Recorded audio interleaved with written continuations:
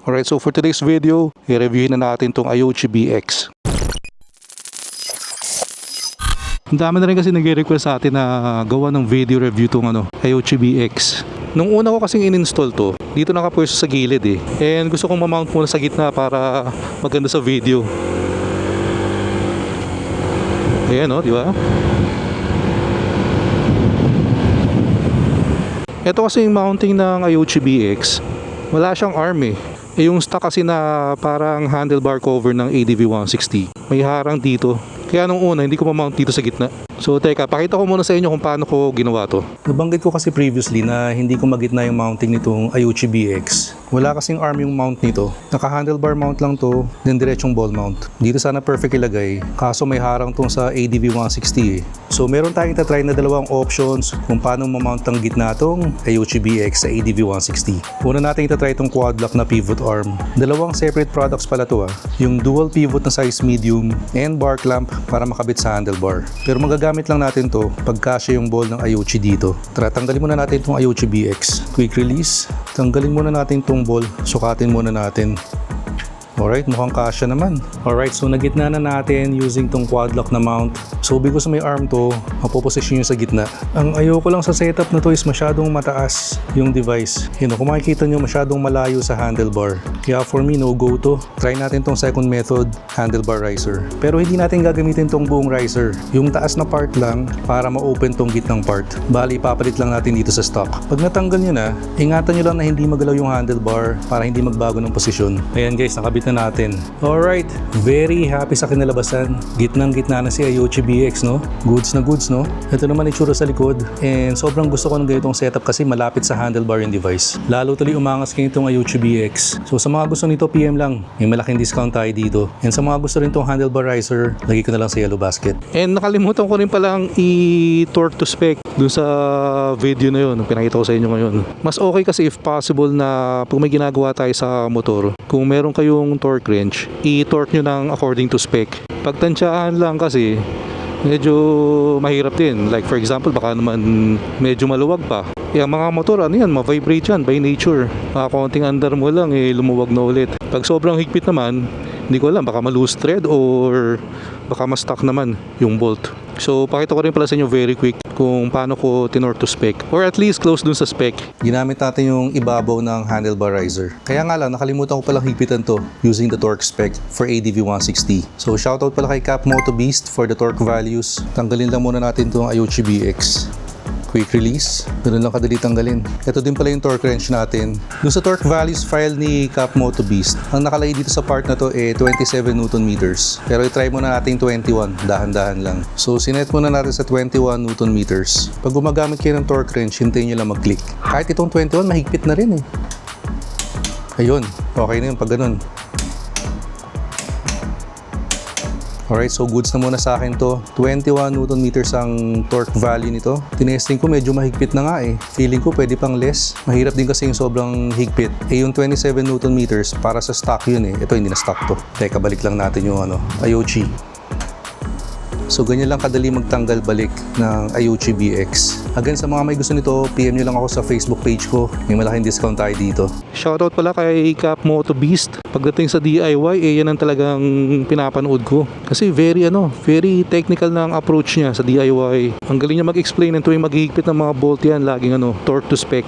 So sa kanya ko rin nakuha yung torque values ng ADV 160. So going back dito sa Ayochi BX natin, sa panahon ngayon kasi parang talagang mandatory na or very important na meron kang dashcam sa motorsiklo. Kung ang mga 4 wheels nga di ba, halos lahat may dashcam na. Mas dapat lang na may dashcam ang motor kasi mas delikado tong sinasakyan natin na to, di ba? So i-share ko yung mga features na nagustuhan ko dito sa Ayochi BX para do sa mga naghahanap ng motorcycle dashcam. Pwede nyo i-compare yung features dun sa ibang brands na tinitingnan nyo rin. Unang-una na nagustuhan ko dito is quick release tong Ayochi BX. Kasi since I started posting motorcycle dashcams over a year ago, matagal na rin ako gumagamit ng motorcycle dashcam. I've used several brands na din. And ang laging tanong sa akin is kung detachable ba yan, pwede bang tanggalin sa parking. Yun kasi ang worry ng mga tao baka pagtripan or baka nakawin. So happy to say na itong Ayochi BX is detachable May quick release mount to. Pakita ko sa inyo in a bit.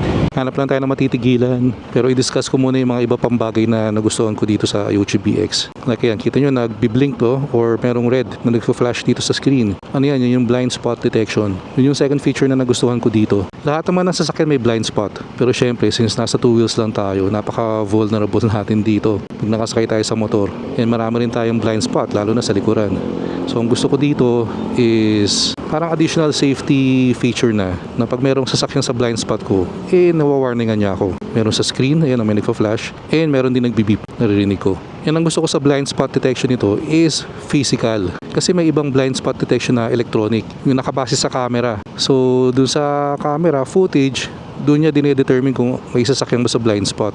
And ang possible disadvantage lang nung electronic na BSD or blind spot detection is kunyari madilim, low light, or poor visibility. Pwedeng hindi ganun ka-accurate yung blind spot detection kasi nga dependent lang sa kuha ng camera. And itong sa Ayuchi BX, sabi ko nga physical ang BSD nito kasi meron tong radar. Again, pakita ko rin sa inyo mamaya. So kahit madilim, kahit low light, poor visibility, makasisiguro ka na accurate yung blind spot detection nitong Ayuchi BX. Tagal natin dito dito sa Daang Hari Miss ko tong lugar na to. Yan, ang tagal na rin pala natin hindi pumapasyal sa Motor Ace. Mga tropa kasi tayo doon. Siguro very soon daan tayo doon. Check din natin kung ano yung mga pwede nating ma-test ride. And third feature na meron dito sa Ayuchi BX na bihira ako makita sa ibang brands is yung parking monitor. So yung parking monitor is yun na yung pinaka-description nun. So pag nakapark ka, pag may gumalaw ng motor mo, nakasagi, magtitake ng video yung front and rear camera mo. Kaya for example, may sumagi ng motor mo, natumba, hopefully nakuha na ng parking monitor yung kung sino nakagawa nun. Pero again, hindi ko pa natatry yung feature na yun. So hindi ko pala kung gaano kalakas ba dapat yung sagi sa motor mo bago mag-enable yung feature na yun. And next na natin yung video quality ng camera nito. Kasi second Ayuchi ko na to Meron akong Ayuchi C6 Pro din. Yun yung budget meal dashcam ng Ayuchi. And doon pansin ko pag medyo madilim na, pag low light, hindi na ganun ka ganda or kaliwanag yung kuha ng camera. Pero dito sa Ayuchi BX, nagugulat ako kahit gabi, napakaliwanag ng kuha. So post ko dito yung kuha ng camera front and rear sa gabi and also daytime.